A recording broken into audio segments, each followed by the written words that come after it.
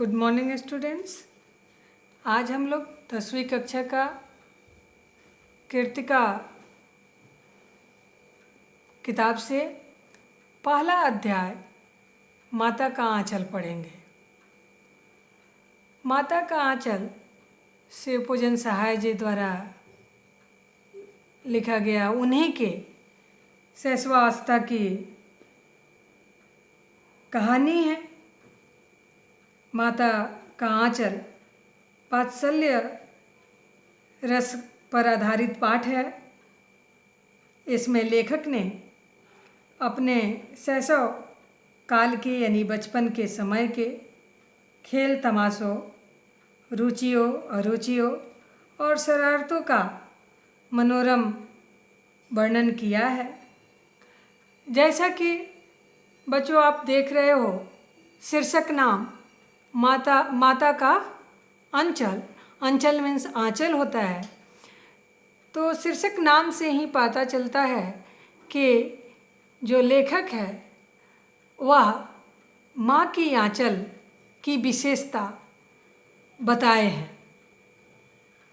एक छोटा नन्हा सा बालक जो कि लेखक हैं, वे भले ही अपने पिता के साथ बहुत समय तक खेलते हैं, उनके साथ सोते हैं, स्नान करते हैं, पूजा पाठ करते हैं, फिर भी एक ऐसी घटना घटती है जिसमें पिता को सामने पाकर भी और पिता के द्वारा रोके जाने के बावजूद भी वे रुकते नहीं हैं। वे सीधे अपने माता के पास जाते हैं और उनकी गोद में बैठ जाते हैं और गोद में माँ की अपनी गोद में बैठने के बाद उन्हें शायद सुकून मिलता है, उन्हें राहत मिलती है, अपने डर भय से उन्हें मुक्ति मिलती है।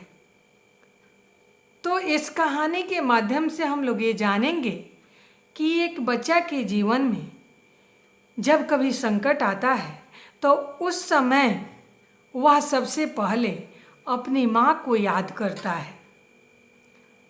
इस बात पे विशेष ध्यान दिया गया है। तो हम लोग आगे की कहानी इसमें पढ़ते हैं कि क्या कहानी है। तो दिया गया है कि जहाँ लड़कों का संग तहाँ बजे मृदंग, जहाँ बूढ़ों का संग तहाँ खर्चे का तंग। यह एक लोकोक्ति है, जो कहावत है, जो गाँव में कहे जाते हैं कि जब जहाँ बालक रहते हैं, छोटे छोटे बच्चे रहते हैं, एक से अधिक, वहाँ पे हल्ला हुड़दंग होता है क्योंकि वे आपस में खेलते कूदते हैं। लेकिन जहाँ वहीं वृद्ध रहते हैं, अधिक उम्र दराज लोग रहते हैं, तो उनके संगत में वे अपने खर्चों में ही उलझे हुए रहते हैं। उनका सोच जो होता है वह अपने दैनिक दिन कार्यों में वे सोचते रहते हैं, लगा रहता है उनका मन। दिया गया है, लेखक कहते हैं कि हमारे पिता तड़के तड़के उठकर यानी सुबह में ही जल्दी उठकर निपट नहाकर पूजा करने बैठ जाते थे। हम बचपन से ही उनके अंग लग गए थे। यानी यहाँ पे लेखक अपने पिता के बारे में कहते हैं कि उनके पिता सुबह में जग जाते हैं और अपने नित्य दैनिक कार्यों से निवृत्त होकर नहा कर पूजा करने बैठ जाते हैं और लेखक भी उन्हीं के संग में जो काम करते हैं वैसे वैसे लेखक भी करते हैं। माता से केवल उनको सिर्फ दूध पीने का नाता रहता है, जैसे हर एक बच्चा को माँ से जो इस जीवन के लिए आवश्यक होता है दूध, ताकि यह सांसें चलती रहे, तो बस उतना ही का नाता लेखक को भी रहता है। दूध पीने के लिए आते हैं और फिर वे अपने पिता के साथ चले जाते हैं। इसलिए पिता के साथ ही लेखक कहते हैं कि वे भी बाहर बैठक में ही सोया करते अपने पिता के साथ और उन्हीं के साथ वे उठते, साथ ही नहला नहाते और पूजा पर बैठ जाते अपने पिता के साथ। यानी पिता ही सब कार्य उनका करते, नहलाते धुलाते और तैयार करते, फिर अपने पूजा करने बैठते तो उन्हें भी बैठा लेते। लेखक कहते हैं कि हम भभूत का तिलक लगा देने के लिए उनको दिक करने लगते, यानी परेशान करने लगते कि मुझे भी भभूत का, राख का, भभूत मीन्स राख होता है, तो राख का तिलक मुझे भी लगा दीजिए। तो कुछ हंसकर, कुछ झुंझलाकर और कुछ डांट कर वह हमारे चौड़े लीलार में त्रिपुंड कर देते थे।